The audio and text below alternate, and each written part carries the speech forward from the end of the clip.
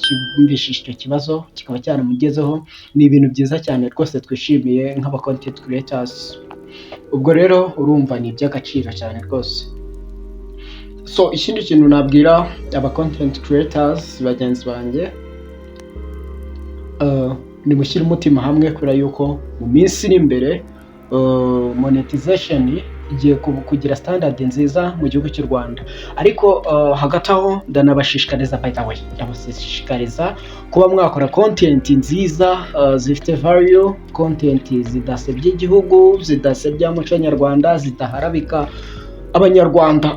Zo content go far away from them. Nyine muzijye kure, muzirinde kubera yuko nkuko mubizi igikorwa cyose umuntu akoze ni gatozi.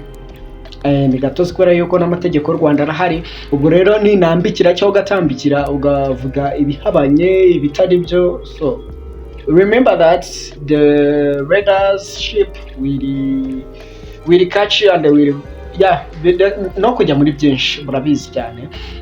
Ariko nyine by the way tugerageze dukore content zifite value ku buryo umuntu wese uzibona avuga ati cyaze, agashyiraho tike akavuga ati aba bana babirimo rero. Ariko uzirikane ko ugomba gukora content umubyeyi wawe akaba yayireba, abana uzabyara bakaba bayireba. Kuki why not tutakora content ababyeyi bawe batareba? Kuki wumva ko wakora content ababyeyi bawe batareba? Harimo ikibazo. Kora igihangano ku buryo n'ababyeyi bawe bakireba. Ku batabizi ndi umu content creator. Nanjye ibihangano byanjye bica kuri YouTube channel Rwanda Stories.